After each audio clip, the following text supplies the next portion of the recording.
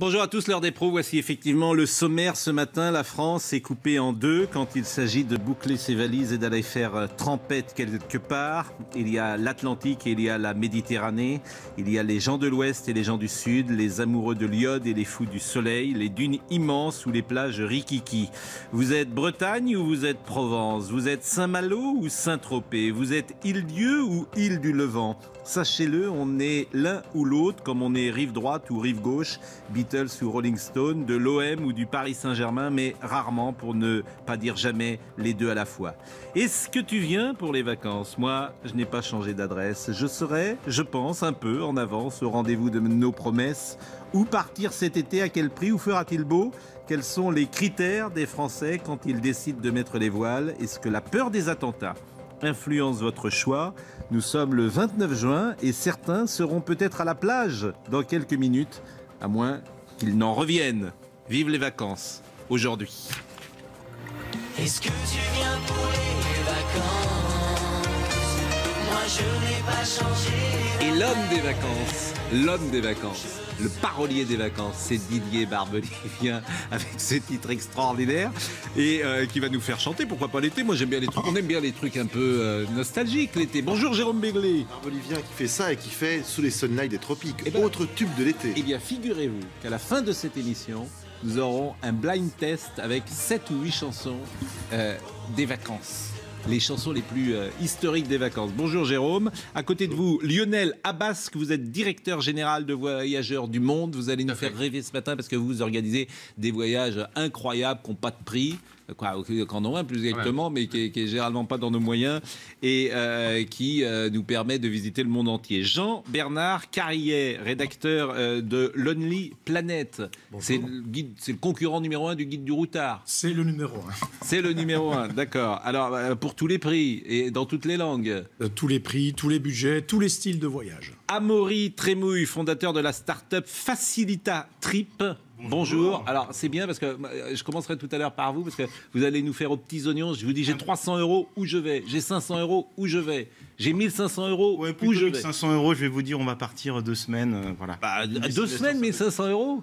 Et où ça? Vous allez voir, je vous dirai. Dans la région parisienne. Et puis Frédéric Pelouse, cofondateur de weclaim.com. Si j'ai des ennuis, si j'ai perdu ma valise, si j'ai perdu mon bagage, si je dois rapatrier quelqu'un de ma famille parce qu'il est malade, etc. Je m'adresse à vous, c'est ça? Oui, le voyage, ça se passe malheureusement pas toujours bien. Donc, il y a des retards, il y a des annulations, il y a des bagages perdus. Nous, on fait en sorte de systématiser l'indemnisation pour les voyageurs qui ont des problèmes. Bon, et c'est pour ça que parfois certains ne voyagent pas d'ailleurs. Mais commençons donc avec vous, Amaury. Vous êtes fondateur donc de la start-up Facilita Trip. Bon, on est aujourd'hui le 29 juin. D'abord, est-ce que je suis trop tard? Est-ce que c'est trop tard pour m'occuper de mes vacances ou pas? Alors, tout dépend de votre budget, bien entendu. Après, avec un budget, si j'ai un gros budget, avec un budget, ouais, voilà, vous allez peut-être chez Voyageurs du Monde sans problème. Oui. Avec un petit budget, on va dire, qui va être, par exemple, 1500 €. On peut encore. 1500 €, vous croyez que c'est un petit budget? Mais pour combien de personnes? Pour 2 personnes, pour 2 semaines, ça reste raisonnable. Souvent, les budgets qui sont alloués aux vacances sont quand même souvent plus élevés. Par exemple, hier, j'ai organisé 2 voyages. Donc, un voyage en Andalousie, 2 semaines, fin juillet. Et également, je vous ai simulé un petit voyage au Vietnam, donc beaucoup plus loin, donc avec des vols beaucoup plus chers. Pour 3300 € pour 2 personnes, toujours transport compris. Voilà, pour 2 semaines fin août. Donc, on peut encore, avec ces budgets-là, on peut encore réserver. Voilà. Donc, dans ces cas-là, concrètement, pour 3300 €, si je vais aller au Vietnam ou dans une contrée un petit peu lointaine comme celle-là, je voyage en éco? Vous voyagez en éco, bien entendu, comme 90% de la population. Je suis dans un hôtel... Entre 3 et 4 étoiles. Oui. Voilà. C'est service compris, pension complète. Alors, c'est pas pension complète. Là, c'est hors repas. Donc, c'est à vous, après, d'aller trouver le petit resto du coin qui va être sympathique et qui va aussi permettre d'avoir un petit peu de liberté sur place et pas d'être contraint par l'hôtelier. Et alors là, je vous conseille d'aller voir mes confrères des guides pour trouver le petit... Quelle est la destination aujourd'hui la moins chère en Europe, France comprise?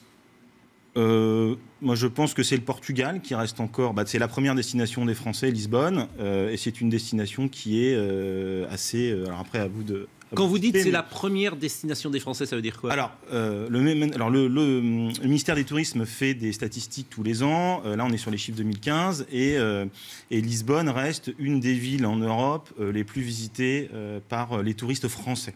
Oui. Mais évidemment, la première destination des Français, ça reste la France. Ça reste la France, bien entendu. Oui. Je parlais hors France. Hors France, la première, c'est donc le Portugal. Vous pouvez évidemment tous intervenir parce que vous avez peut-être des informations contradictoires. On va faire une grande radiographie des vacances ce matin. Lonely Planet. Alors, effectivement, le Portugal, il y a un grand effet de mode depuis quelques années. C'est une destination qui marche très bien, que ce soit les villes ou le pays ou les régions. Pourquoi ça marche, par exemple? Parce que c'est un pays, effectivement, qui est très abordable, pas loin, pas cher, très sûr. On y mange bien, il y a des plages, c'est très varié. Vous avez dit une phrase qui m'a intéressé, là, à l'instant.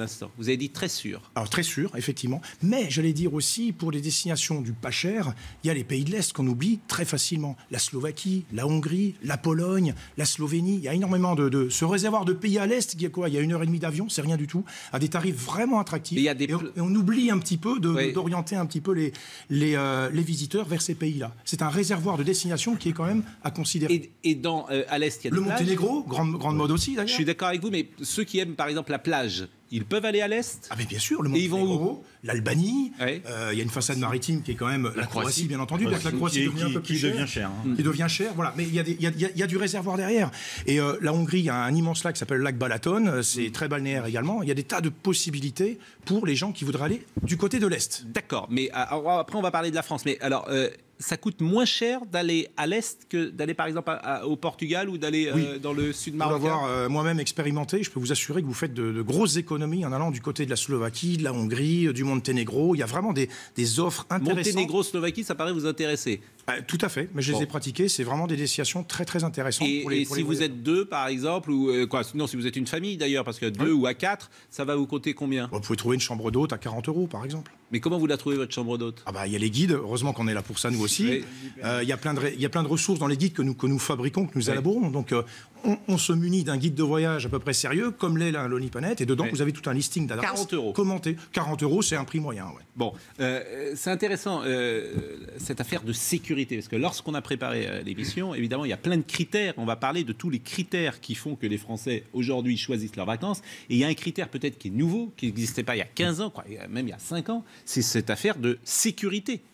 Et justement, quels sont les pays qui ont le plus souffert du sentiment d'insécurité qui régnerait chez eux? Est-ce que c'est des pays ou est-ce que c'est finalement les transports? On se dit maintenant prendre un avion, prendre un gros avion, transiter par des villes, par des aéroports un peu massifs, ça peut devenir moins sécurisé que ça l'était il y a quelques années? Non, en fait, je peux peut-être répondre. Les pays qui ont clairement souffert depuis quelques années sont les pays musulmans. Bien sûr. Bien entendu. Maroc, Tunisie, Turquie, et Égypte. tous les pays du Sahel. Même l'Algérie, où on envoyait pas mal de clients faire de la randonnée dans le sud algérien. Donc là, on n'y va plus depuis des années.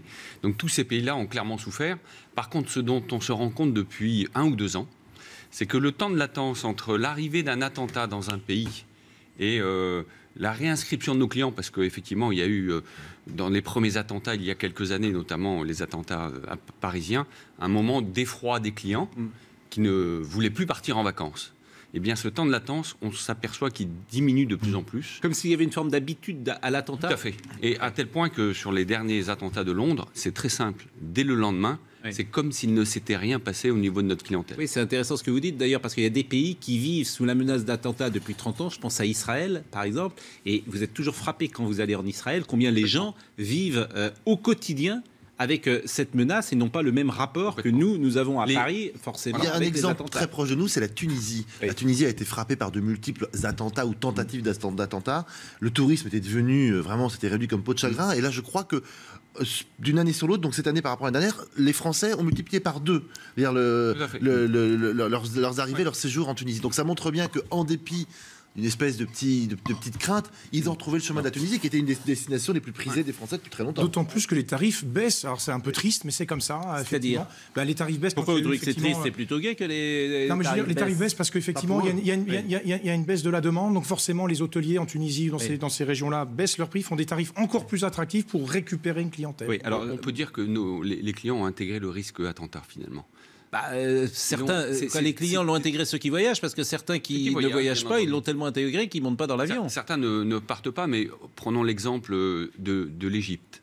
L'Égypte, sur la vallée du Nil, vous savez que le Quai d'Orsay identifie les risques pays par pays, région par région. C'est une zone dite verte aujourd'hui, c'est-à-dire qu'on peut y aller en toute sécurité. Aujourd'hui, très clairement, il y a moins de risques à voyager dans cette région-là de l'Égypte que de vivre à Paris, très clairement.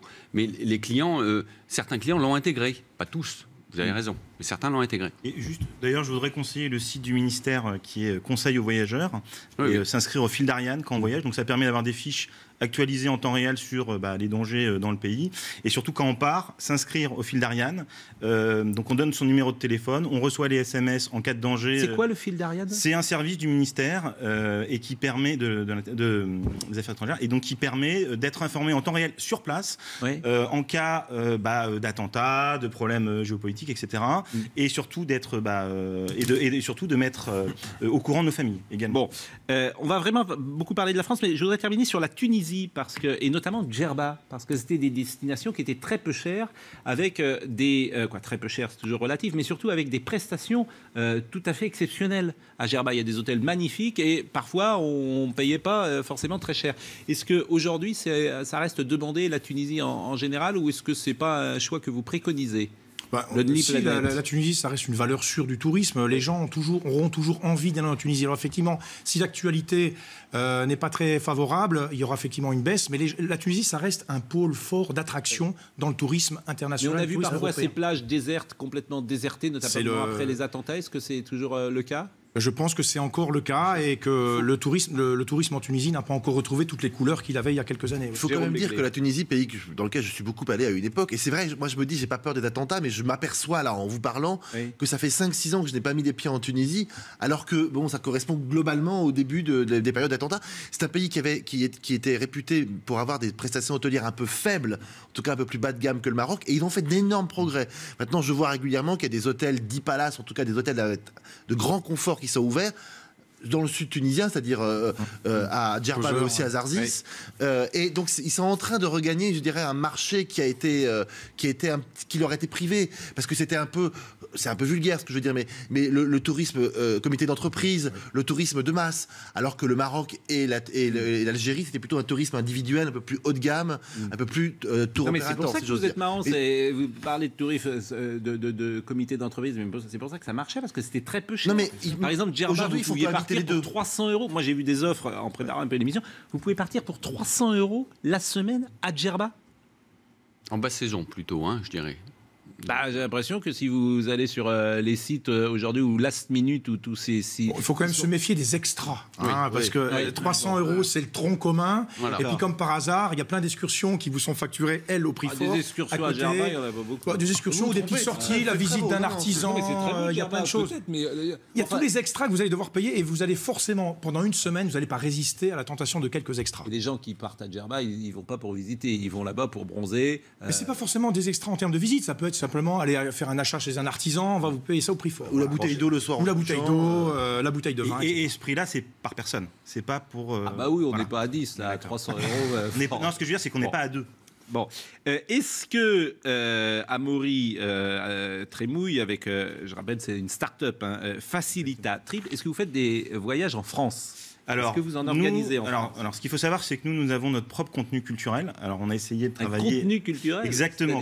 Comme ferait un guide qu'on peut citer, Lonely, Guide Bleu ou Guide du Routard. Donc, on a essayé de travailler avec eux. Bon, ils ne sont pas encore prêts à passer au numérique. Mais bon, c'est pas grave, je pense que ça va venir. Du coup, on n'a pas toutes les destinations. On a 11 destinations. Donc, en France, on a Paris. Donc, ça, c'est plutôt pour les touristes qui sont étrangers ou qui viennent de province. On a également la Corse et Marseille sur la France. Et à côté de ça, on a des destinations, donc celles que je vous parlais tout à l'heure, donc c'est-à-dire on a l'Espagne, le Portugal, l'Italie, mais on a aussi le Vietnam, la Birmanie, New York et Londres. Voilà. Et dans ces cas-là, comment ça fonctionne ? C'est-à-dire qu'on se dit, on a un budget, et puis vous qui les deux. On a les deux programmez et faites l'ensemble du voyage. C'est pas moi. Moi, je suis uniquement une plateforme technologique. C'est le voyageur qui se connecte à notre plateforme. Il a accès au guide d'inspiration. Donc là, il va pouvoir se rendre compte ce qu'il y a à faire sur place. Une fois qu'il sait qu'il veut partir au Vietnam, il se connecte sur la plateforme. Il a accès à toutes les villes du Vietnam qu'il peut faire glisser dans un itinéraire. Alors, il est toujours contrôlé, donc il ne peut pas faire n'importe quoi. Donc on va toujours lui dire attention là, l'enchaînement de vos villes n'est pas possible, on vous conseille de faire autrement. Ensuite, il va pouvoir accéder au comparateur de vol. Donc là, il va pouvoir réserver ses vols. Ensuite, il a une deuxième interface qui va pouvoir lui permettre de réserver ses hôtels. Et enfin, tout ce qui est excursion. Et là, pareil, il va être cadré. On va lui dire si c'est possible ou pas en fonction des horaires. Donc, il n'a même pas à se soucier de l'enchaînement des visites. Tout ça, nous, on le fait pour lui. On marque une page de publicité de quelques secondes et on parle notamment avec vous de Voyageurs du Monde parce que vous allez nous faire rêver avec des destinations improbables, mais hélas, dans des budgets qui sont un peu limités pour nous, en tout cas. À tout de suite.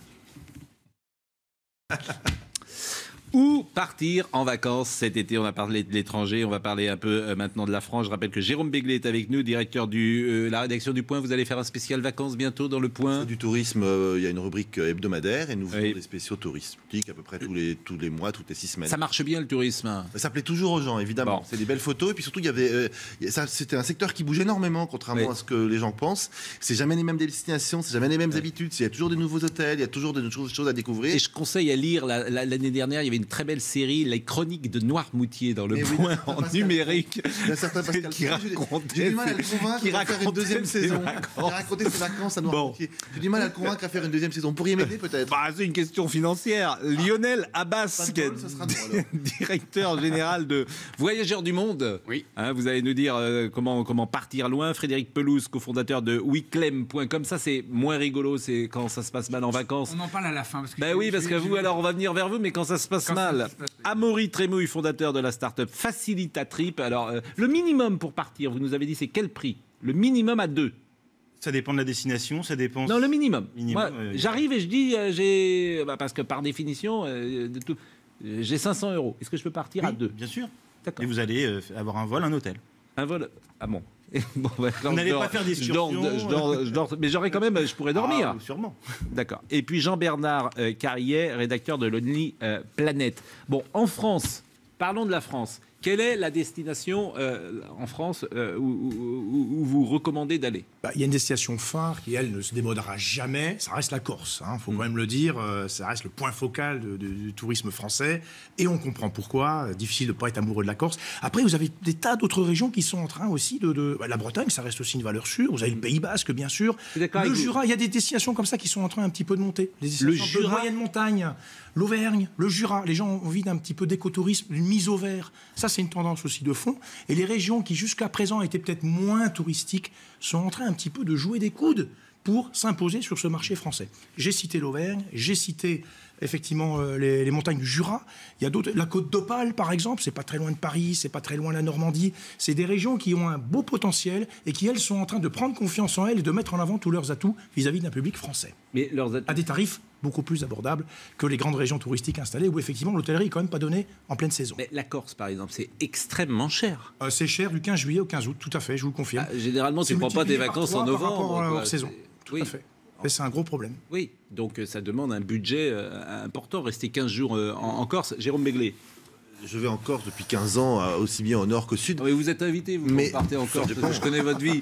Donc c'est un peu différent. Vous allez chez des amis. Donc effectivement, c'est pas souvent, mais pas toujours. Ce que je veux dire, c'est que... Si vous n'avez pas d'amis comme Jérôme Béglé, vous partez en Corse. Non, il m'arrive de partir. Parfois, je vais chez des amis, certes, mais je vais aussi parfois en Corse moi-même pour mon propre plaisir. La Corse, c'est un pays effectivement qui a absolument su préserver son intégrité touristique, sa façade maritime, notamment la façade ouest, l'intérieur des terres, etc. Mais c'est vrai qu'ils n'ont fait aucun effort, et peut-être ont-ils eu raison. Les routes restent étroites, rares sont les routes à 2 voies, les infrastructures restent des infrastructures presque de hors saison, de moyenne saison. Moyenne gamme. Du 15 juillet au 15 août, il y a un engorgement qui est absolument qu'on ne peut pas nier et qui fait que vous pouvez passer des heures et des heures d'un point A à un point B sur les routes parce que il y a tout simplement rien n'a été pensé et peut-être est-ce que ça a été fait exprès? Ne dites pas ça parce que nos amis corses ils vont pas être contents. Quand vous dites ils l'ont fait exprès, c'est un problème d'infrastructure en Corse qui est presque un problème national. Vous voyez. Oui, mais vous avez 2 ou 3 grandes routes touristiques qui n'ont pas été améliorées. Mais sans doute est-ce fait aussi pour éviter qu'il y ait des hordes et des déferlements de touristes qui viendraient baléariser, si vous me permettez cette expression. Jérôme, l'état des routes en Corse est excellent. Oui, mais depuis que le Cours de France est passé, ils n'arrêtent pas de faire des travaux. J'étais en Corse il y a encore pas longtemps. Non, mais elles ont été refaites. Ce sont des et le problème des routes à une voie et pas à deux. Voilà, l'état des routes est peut-être intéressant. Mais il n'y a pas de grande voie, il n'y a pas une autoroute. C'est ça que voulait dire Jérôme. Il faut faire du vélo. Bon. Oui, non, mais en vrai, Pascal, et je rappelle que vélo, c'est un peu compliqué quand même. Je rappelle que vous êtes cofondateur de weclem.com et que vous intervenez quand il y a un souci dans les vacances. Justement, sur la Corse, c'est un sujet intéressant. Pourquoi c'est cher la Corse ? C'est cher aussi parce que Air France a la majorité des slots sur cette destination et que c'est extrêmement cher. Il y a peu de compagnies qui ont encore le droit d'aller en Corse. Il y a une question de monopole et c'est aussi ça le prix. Ça ne vient pas que de l'hôtellerie. Il n'y a pas que ça, les villas en Corse. Non, Pascal, les billets pour aller en Corse, quand on compare et quand on regarde les distances, c'est pas normal. C'est-à-dire payer combien ? Parce que quand vous voulez partir un peu au dernier moment, vous pouvez en avoir pour 500 € pour partir. Au dernier 500 € aller-retour pour aller en Corse. Oui, mais pour un vol d'1h15, 1h30. C'est pas normal. C'est Paris-New York, 500 €. Je suis d'accord avec vous, mais vous êtes obligé. Non, mais ça prouve. Aujourd'hui, Norwegian il propose pour partir au dernier moment. Non, mais Pascal, au dernier moment, vous pouvez partir au dernier moment aujourd'hui pour 400 € à New York. Oui. Et vous partez pour 500. Vous partez pour 400 € aujourd'hui avec XL Airways. Vous pouvez partir en aller-retour. Ils n'ont pas l'air d'accord avec vous. Mais moi, je l'ai encore fait il y a pas longtemps. Vous achetez un billet 2 jours avant. Oui, mais c'est pour ça qu'il y a des problèmes, peut-être. Il y a des problèmes pour d'autres raisons, mais la Corse, c'est aussi cher parce qu'il n'y a pas beaucoup de concurrence sur cette destination. Alors, il y a quand même quelque chose sur les États-Unis, moi, qui me frappe, c'est que maintenant, on passe de plus en plus de temps dans les aéroports, plus que dans les avions. C'est-à-dire que tous les exploits de sécurité qu'il faut faire pour rentrer aux États-Unis fait que vous pouvez rester 2 heures, 3 heures à la douane parce que vous avez mal rempli votre fiche passager, parce que vous avez mal répondu à une question, parce que vous ne maîtrisez pas bien l'anglais. Ça aussi, c'est sans doute lié à l'insécurité dont on parlait au début de l'émission. Quand vous voyagez en France, dans la zone Schengen et en Corse, puisqu'on parlait de la Corse un instant, les formalités aux aéroports sont quand même extrêmement réduites. Et je trouve que ça joue beaucoup dans le choix d'une destination. Je pense que la conclusion de nos débats, ce sera de ne pas prendre l'avion, de ne pas prendre le train et d'aller chez Bonne Maman en vacances, qui a une maison de famille. Mais pas du tout. Vous avez un raccourci trop raccourci. Il suffit de voyager un petit peu hors saison. Et c'est pas possible. Vous avez des enfants ? Oui, je suis père de famille. Vous avez combien d'enfants ? J'ai un enfant, mais du 15 juillet au 15 août, il suffit, après le 15 août, c'est quand même possible. Après le 15 août. Pardonnez-moi, après le 15 août, la rentrée, parfois c'est le 25 août. Quand vous avez un enfant. Une fenêtre de tir, si je puis dire, après et avant. Là, en ce moment, du 1er juillet, on y est bientôt au 15 juillet, il y a encore possibilité d'avoir des tarifs relativement... C'est pas hors saison, 1er juillet, 15 juillet. Le gros de la saison encore, c'est 15 juillet, 15 août. C'est là le pic maximal. Il faut vraiment éviter cette... Vous ne pouvez pas considérer que 1er 15 juillet, c'est hors saison. Non, mais c'est déjà plus le pic de saison. Et puis moi, je dirais que pour partir en haute saison à prix raisonnable, c'est tout à fait possible. Simplement, il faut s'y prendre à l'avance. Dans le métier du voyage, c'est comme dans beaucoup de métiers. Si vous y prenez 6 mois, 9 mois à l'avance, que vous savez entre le mi-juillet et mi-août où vous voulez aller, en famille, entre amis, en s'y prenant 6, 8 mois à l'avance, vous avez des tarifs canons. Vous en sortez beaucoup mieux qu'évidemment si vous y prenez en dernière minute. Nous sommes d'accord. C'est sûr que là, votre budget va exploser. Nous sommes d'accord, mais bon, c'est toujours... D'abord, il y a un truc tout simple, quand vous y prenez en avance, c'est qu'il faut payer en avance aussi. Bien sûr. Et que parfois, vous reculez toujours le moment où vous allez payer, forcément. Mais puisque vous avez la parole, Lionel Abasque, vous êtes donc directeur général de Voyageurs du Monde. Donc là, on est quand même sur du produit très haut de gamme, a priori. Alors, je dirais qu'on est sur du produit à forte valeur ajoutée avec un service de très haut niveau. Ce n'est pas forcément des voyages hyper chers, il y en a, mais c'est du service à très forte valeur ajoutée. Pourquoi ? Parce qu'on est spécialisé, nous, sur le voyage individuel sur mesure. Et pour cela, on est à peu près 1200 salariés. Plus de la moitié d'entre eux sont des spécialistes pays. Un exemple, vous voulez partir 15 jours en famille en Indonésie, vous allez avoir affaire chez nous à un spécialiste ultra pointu de l'Indonésie qui ne connaît que ce pays, qui n'est capable de ne vendre que ce pays. Pourquoi ? Parce que soit il y est né, soit il y a vécu très longtemps. Et il va, avec vous, Vous organisez votre voyage en fonction de votre contrainte budgétaire, de temps, de type d'hébergement, de ce que vous voulez y faire. Et il va vous faire une proposition de voyage qui vous ressemble.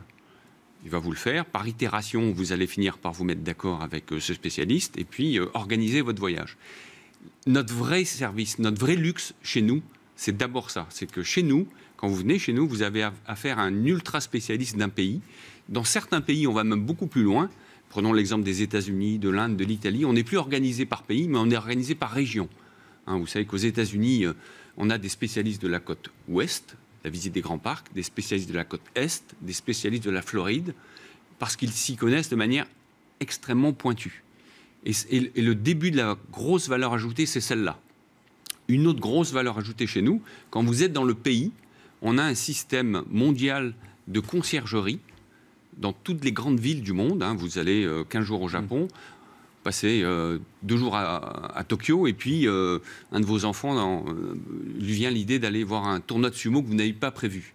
Vous appelez notre concierge sur place, s'il y a de la place, on vous l'organise, on vous amène vos billets chez vous, on vient vous chercher, on vous amène au tournoi. Je suis d'accord avec vous, mais bon, c'est la belle vie. C'est des vacances pour vous et pour moi. C'est des vacances, effectivement. C'est des vacances très organisées, très pointues, à très forte valeur ajoutée. Et à très forte aussi portefeuille ajouté. Alors, bien évidemment, ça dépend du type de prestation que vous voulez. Les gens qui viennent chez vous, déjà, la démarche de faire organiser ces vacances par quelqu'un, c'est déjà prendre cet intermédiaire, ça demande un certain niveau de revenus. Forcément. Alors, c'est vrai que chez nous, le panier moyen est autour de 2800, 3000 euros. Mais les tarifs. Mais en fonction des budgets, ça peut être bien au-delà, bien entendu. C'est pas 3000 euros le panier moyen pour une famille. Mais si vous décidez, ce qui est tout à fait là, possible, de partir vous allez à Roissy. Vous partez au Japon en famille et vous commencez par prendre la business, c'est sûr que les tarifs peuvent exploser. Par exemple, en ce moment, donc vous préparez vous-même des voyages. Oui. Bon, faites-nous rêver.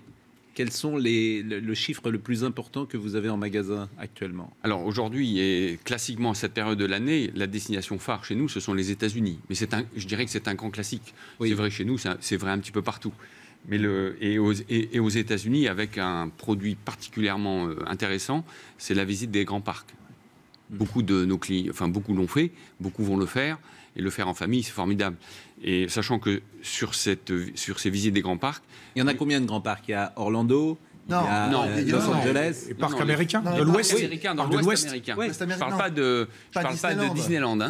Ce que vous appelez les grands parcs naturels. Les parcs nationaux, on va dire. Excusez-moi. Donc ça, c'est formidable. Et quand vous partez avec Voyageurs du Monde... Celui qui a le plus de succès, c'est évidemment... Yellowstone, voilà. D'accord. Alors là, vous partez... Oui, on peut rencontrer des ours. C'est-à-dire qu'il est recommandé de ne surtout pas laisser de nourriture dans votre voiture. Parce que votre voiture peut être saccagée par des ours, effectivement. Ah oui, c'est en plus, si tu reviens et pas en entier, c'est bien votre voyage. On part à 6. On a 4 enfants, par exemple, et on part à 6, puisque son épouse, généralement, nous accompagne en voyage. Vous partez 15 jours aux États-Unis à 6. Il faut vous n'aurez pas un budget inférieur à 3 000, 4 000 euros par personne. Oui, donc c'est 25 000. Et vous vous rendez compte, qui peut mettre aujourd'hui 25 000 euros dans ses vacances? Ça représente combien le pourcentage des vacances anodines? C'est pas des vacances. Ça peut être le voyage d'une vie aussi, Pascal. Arrêtez 25 000 euros. Ça peut être le voyage d'une vie. Oui, et puis ce sont des vacances, Pascal, long courrier. Donc vous avez déjà, on en parlait tout à l'heure, le coût de l'aérien, même si de temps en temps vous avez des opportunités, malgré tout, ça reste cher. Est-ce que vous savez le pourcentage des revenus annuels qui sont consacrés aux vacances? Moi, j'ai l'impression que c'est en gros 10% de ce qu'on gagne par an, on l'investit dans les vacances. Est-ce que j'ai raison ou pas?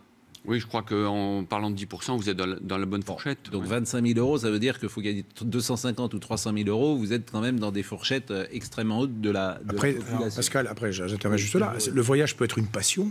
Oui. Et quand on a une passion, parfois, on peut consacrer plus que 10, on va mettre 30, comme la moto, comme le sport. Mais moi, j'ai la passion des diamants, mais j'en achète pas parce que j'ai pas, vous voyez. Sauf que on peut tous avoir des passions formidables. Je compare avec la moto, par exemple. Il y a beaucoup de gens qui vont avoir la passion de la moto, qui vont dépenser beaucoup d'argent dans la moto. De luxe aussi, et puis j'en achète pas. Je veux dire, des gens gens qui ont des passions, il y en a beaucoup, mais mon banquier n'a pas la même passion que moi. Alors, justement, nous, c'est pour ça qu'on a créé Facilitatrip, c'est pour démocratiser le voyage individuel sur mesure. C'est pas du tout la même cible. Hein. Nous, on a une cible qui est beaucoup plus modeste. Alors au départ, on est parti avec ceux qui ont déjà l'habitude d'être autonomes sur Internet, en allant acheter leur billet sur tel site, leur hôtel sur tel site, et nous, on leur offre un support numérique pour qu'ils se construisent leur itinéraire sur mesure à des coûts. Donc, je vous ai. Oui, ça c'est vraiment bien. On va le rappeler d'ailleurs, c'est Facilitatrip. Voilà. Vous auriez pu. C'est français ? C'est français, mais vous auriez il faut pu, être international, donc on facilite les voyages, donc sur mesure. Regardez, on le voit à l'écran, Facilitatrip. Vous auriez pu mettre les voyages. En plus, c'est joli le mot voyage. Trip, c'est moche. C'est vrai, mais voilà. Il faut être international. Il y a un truc qui est très. Tout le monde regarde ça, c'est TripAdvisor. Hein. Tout le monde regarde. Bien sûr. Ça. Donc nous, moi, je ne sais pas ce que vous en pensez, mais quand tu vas dans un endroit aujourd'hui, le resto, l'hôtel et ça. Alors, est-ce que c'est vrai ? Est-ce que c'est pas vrai ? Est-ce que c'est triché ? Tu te poses toutes ces questions. Peu importe. C'est toujours une indication sur la destination. C'est pour ça que nous, on a intégré sur notre plateforme tous les avis TripAdvisor. Donc, vous n'avez pas besoin d'aller sur le site TripAdvisor. Vous regardez une excursion, vous regardez un hôtel, vous pouvez consulter l'avis qui correspond à cet hôtel, cette excursion. Alors évidemment, vous, Lonely Planet, ça vous avait mal, ça. Parce que c'est un concurrent direct. Chacun est journaliste. C'est vraiment la différence. Justement, tout le monde n'est pas journaliste et tout le monde ne fait pas le même métier que nous faisons sur le terrain. Sur TripAdvisor, vous avez tout et n'importe quoi. C'est une cacophonie. Moi, je regarde certains avis sur certains hôtels, certains restaurants, comme tout le monde. Il va y en avoir 5 qui vont avoir des commentaires dithyrambiques sur la prestation en question. Vous allez avoir 2 personnes ensuite qui vont avoir des commentaires extrêmement négatifs. À la fin de la journée, on ne sait toujours pas si c'est bien ou pas, parce que c'est extrêmement subjectif. Vous avez des personnes qui vont dire « ça, c'était la plus belle pension que j'ai vue en Polynésie ». Le problème, c'est qu'ils ont vu que 3 pensions. Comment on peut avoir ce type de jugement-là ? Vous avez des jugements à l'emporte-pièce. C'est pas mis en contexte, c'est pas hiérarchisé. Oui, mais on sent une forme de sincérité du témoignage quand même. Et vous pouvez avoir justement des concurrents, des faux avis aussi sur TripAdvisor.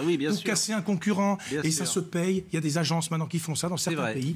Et on peut employer des gens pour écrire des vrais faux commentaires. Alors il y a les vrais et faux commentaires. Rien ne vaut un bon guide de voyage où il y a un travail de sélection. Lonely Planet, au hasard. Entre autres, mais pour vous dire la différence. Et je cite le guide du routard quand même, forcément. Alors on va parler avec vous justement. Oui, puisqu'on parle d'argent, nous, on est le seul autour de la table à donner de l'argent à nos clients. Alors si vous pouviez nous en donner avant de partir. Donc ça, c'est la bonne nouvelle, c'est que aujourd'hui, il existe un arsenal législatif partout en Europe, mais également aux États-Unis, qui vous permet d'obtenir des indemnisations quand votre voyage se passe mal. Le problème, c'est quoi ? C'est que les gens sont peu au courant et que c'est un peu complexe. Donc c'est pour ça qu'on a créé WeClaim. Moi, je suis avocat de formation. On a créé une plateforme techno où on a codé le droit et la jurisprudence dans des algorithmes pour automatiser un maximum de réclamations et vous permettre d'être indemnisé. Je vais vous donner un certain nombre d'exemples. Vous êtes le pire ennemi des organisateurs de voyage. Non, au contraire. On travaille avec les agences de voyage parce qu'elles nous envoient des clients qui ont eu des problèmes et justement... Et puis je dirais que la problématique que vous pouvez rencontrer, que l'on rencontre nous de temps en temps, sont essentiellement liées à de la problématique aérienne dont on, bien par sûr, définition, quand on achète un voyage à 25 000 euros et qu'on a 6 heures de retard, je pense qu'il serait ravi qu'on puisse s'occuper de son client pour qu'il puisse avoir une indemnisation. Et 6 heures de retard, on peut être indemnisé ? Oui, aujourd'hui, il y a une quand mais vous pas avez beaucoup, un retard, sans doute. Non, c'est pas vrai. L'indemnisation, non, c'est faux. Les indemnisations aujourd'hui, elles sont automatiques et forfaitaires entre 250 et 600. Vous avez droit à 250, 400 et 600 euros en fonction de la distance. Mais c'est pas tout. C'est absolument pas un maximum. Vous pouvez aller plus loin. Je vous prends un exemple. Nous, on a une famille qui devait partir à Ibiza. C'était au mois d'avril dernier. Ils ont eu un retard. Ils ont loupé leur vol. Ils avaient réservé un Airbnb, pour le coup, puisqu'on n'a pas parlé de ça, mais l'alternative à l'hôtel, c'est aussi de pouvoir aller chez l'habitant. Donc, ils avaient dépensé beaucoup de sommes. Ils n'ont pas pu annuler. Du coup, on leur a obtenu non seulement les 600 euros à cause du retard, ils sont arrivés le lendemain parce qu'ils ont été réacheminés, ça c'est quelque chose auquel vous avez droit. On a aussi obtenu la nuit à Airbnb, ils étaient 5 personnes, donc vous avez le droit de récupérer de l'argent. D'accord. Donc, et ça, c'est vous qui faites ça. Voilà. Et vous prenez une com, évidemment, pour ça. Nous, non seulement on verse de l'argent à nos clients, mais en plus, ils n'ont rien à payer au départ parce qu'ils s'inscrivent gratuitement. Nous, on va faire les négociations avec les compagnies aériennes. On récupère l'argent et on paye les passagers. On prend 25% des sommes qu'on récupère pour eux. Et au départ, vous n'avez rien à payer. D'accord. Vous êtes une société française ? On a une société française. Parce que ça s'appelle WeClaim. Oui, WeClaim comme en anglais, comme nous réclamons. Voilà, nous réclamons. C'est ça qui est fou. C'est-à-dire que toutes ces sociétés françaises. C'est l'ambition internationale. Mais non, mais je suis d'accord avec vous. Mais bon. Parce que les voyageurs sont aujourd'hui déjà parlent l'anglais bien. Oui. Notre génération, tout le monde parle anglais. Premièrement. Oui, pas tout le monde. Et surtout, on ne s'adresse pas qu'à des Français. Et nous aujourd'hui, on a un site en plusieurs langues. Et voilà. Il y a un autre bon plan, parce que ça, je vais le donner que les gens ne connaissent pas. Oui. Je vais vous donner un peu la liste des bons plans de comment être indemnisé quand vous avez un problème. Quand vous loupez votre vol, quelle que soit la raison, vous êtes arrivé en retard à l'aéroport, vous n'avez plus envie de partir, vous avez le droit dans tous les cas, même quand le billet est non remboursable, d'obtenir le remboursement d'une partie du billet. Des taxes Les taxes aériennes. d'aéroport. Pas que les taxes, les surcharges, C'est-à-dire que et ça si, dépend. si c'est de votre fait que vous avez loupé Oui, l'avion. par exemple, vous voulez partir demain à Hong Kong. Oui. Ok. Nous, on a eu un exemple. Il faut aller voir sur notre site internet. On a recensé ces exemples-là. Une personne qui devait partir à Hong Kong, Paris-Hong Kong, Oui. avec un voyage indirect. Elle ne part plus. Peut-être parce que votre employeur vous dit vous pouvez plus partir. Sur un billet à 1 500 €, on lui a récupéré quasiment 900 € d'indemnité parce qu'il y a des surcharges carburant, des taxes, à la fois dans les aéroports, à Hong Kong, à Paris, tout ça. Et les gens l'oublient. Donc, ça, c'est une bonne nouvelle. Et vous savez quoi? On va même plus loin, parce qu'aujourd'hui, la prescription en France, c'est 5 ans. Donc, vous pouvez aller 5 ans en arrière sur vos voyages. Si vous avez eu un retard, un vol annulé, un vol surbooké, c'est valable sur le train, puisque ce sont des directives européennes. Donc, le train, c'est la même chose. Et l'avantage sur le train, c'est qu'il n'y a pas de cause exonératoire. À chaque fois que la SNCF vous dit « Ah, mais c'est un suicide sur la voie, on ne peut pas vous indemniser », c'est faux. Vous avez le droit à un pourcentage du billet dès que vous avez 1 heure de retard. Donc, il y a plein d'exemples, les bagages c'en est d'autres, où vous avez le droit d'être indemnisé, il ne faut pas hésiter à le faire. Sachez-les vos droits. Alors, on va terminer cette émission par un petit quiz chanson.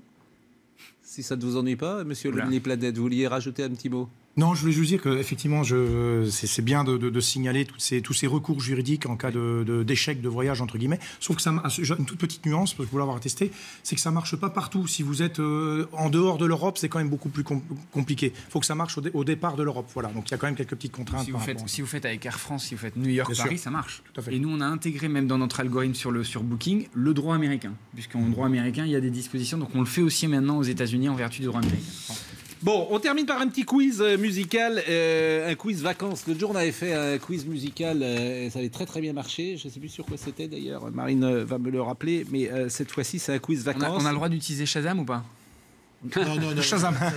C'est une application qui permet de reconnaît reconnaître l'avance. les 3 premières notes d'une musique. Bon, en tout cas, voici la première chanson des vacances, les 6 ou 7 plus grands titres des vacances, et vous nous dites ce que c'est. Hop. Est-ce que tu viens David et Jonathan, est-ce que tu viens pour les vacances? Je crois qu'on va tous être battus là. Vous savez qu'on va faire une émission, les chansons de l'été, avant le c'est 13 juillet. inépuisable. Inépuisable, les tubes de l'été. On pourrait inviter Didier Barbelivien, ça serait bien. Bien sûr. Bon. Deuxième chanson. Carlos. Bah oui. Chante Jérôme Béglé et il va cartonner là. C'était la chanson française, tout nu et tout bleu bronzé, Ah oui. Carlos. C'est Oui, toutes oui, les années oui. 70. Ouais. C'est J'étais pas né, moi. Vous n'étiez pas. Oui, vous n'étiez pas né, mais bon. Moi, à Mozart non plus, vous n'étiez pas né. On peut connaître quand même. Bon. Troisième. Vacances j'oublie tout. Ah oui. Ouais, le niveau. Ouais. Incroyable. Ouais. Ça, c'est les années. En fait, c'est les années 80. Vacances, j'oublie tout. Plus rien à faire. Vous connaissez pas ça, vacances? Si. Formidable. Terminé. Alors celle-là, je crois que c'est soit... Alors ça, c'est une des chansons les plus célèbres des vacances, vous allez reconnaître immédiatement, depuis je crois que c'est une chanson fin des années 60. Allons-y. Pierre Perel et Jolies colonies de vacances. Pierre Perel et Jolies colonies de vacances. Incroyable.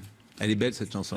Et elle donne la tonalité des vacances. Enfin, et... pour moi, les colonies de vacances, c'est pas les meilleures vacances de ma vie. Oui, C'est plutôt des mauvais souvenirs que des bons souvenirs. Vous enfin. êtes allé en colonie de 2 fois. vacances et vous n'avez pas aimé? Tu regardes 2 très mauvais souvenirs. C'est pour ça que maintenant vous allez chez des amis en vacances. C'est beaucoup mieux dans des maisons somptueuses, forcément. Là, c'était un peu. Alors. Bon. Vous faites du roman là. Bon, je fais 4. Occupez-vous de Noirmoutier avec vos musiques. Voilà, je fais. Cinquième chanson. Holidays. Mais vous êtes nuls, il n'y a que Jérôme Béglé qui connaît. Je savais, je me doutais que Jérôme Béglé était Franchement, pointu pour les chansons des vacances. Holidays, vous connaissez pas Holidays de Madonna? Vous êtes dans les vacances et vous connaissez pas Holidays. On coupe. Alors, une autre chanson. Ah, celle-là, j'aime beaucoup. Celle-là, c'est Saint-Tropez. Ça va être très très bien. Allons-y. Sur la plage, Coquillage et crustacés, Brigitte Bardot. Magnifique ça. coquillage et crustacés. Mais il laisse répondre personne. Il est trop fort. Bon, bah, la prochaine, je dis rien. Mais non, il n'a pas eu les La réponses prochaine, avant. je dis rien. Alors, non, mais la prochaine. Alors, la prochaine, c'est dis rien. la chanson, comment dire, qui symbolise l'été. Voilà, il n'y en a pas une autre. D'ailleurs, à partir du 15 juin jusqu'au 15 septembre, celle-là, elle cartonne dans les boîtes de nuit. Et Didier Barbelivien, qui l'a également écrite, c'est Paroles et chansons qu'il a fait, Paroles et musique qu'il a fait, je crois. Écoutez-la parce que c'est la chanson de l'été. Sous les sunlights des tropiques. Ouais. Exactement, sous les sunlights des tropiques. Montagnier. Indémodable. Je suis content de vous l'entendre dire. Indémodable. C'était un plaisir de vous écouter avec ces chansons de l'été. Vous partez où en vacances? En Afrique du Sud. Je vous le recommande. Les parcs animaliers, puis le musée de l'apartheid à Johannesburg. Magnifique. Ouais. Mais c'est bien les parcs animaliers, je suis d'accord avec vous, mais l'été, parfois, on a envie de rien faire et de bronzer idiot et de se reposer et de lire des bouquins. Bien aussi, c'est très Donc, bien. les parcs animaliers. Vous partez où en vacances? Je vais aller au Rwanda pour le travail, pour l'Onipanet, et après j'irai dans le Tarn. Vous partez où? Parc du Mercantour dans les Alpes. Vous partez où? Saint-Jean-de-Luz. Saint-Jean-de-Luz. Je vous réponds pas parce que vous allez en Corse, Finissez votre émission, évidemment. Je dois dire qu'en régie, Stéphane Gallardo, qui réalise l'émission, revient de Birmanie. Marine Lançon part pour Dinard et après elle partira en Corse. On a également un ami qui revient de Slovénie. Vous voyez tout ça. Mais alors, c'est des jeunes en régie, donc ils voyagent beaucoup plus que jadis. Jadis, on voyageait moins. Il faut dire les choses comme elles sont. Cher, Nous sommes d'accord. Et puis même, c'était moins l'état d'esprit. Et moi, je vais où? Je vais à entre autres. L'info se poursuit sur CNews.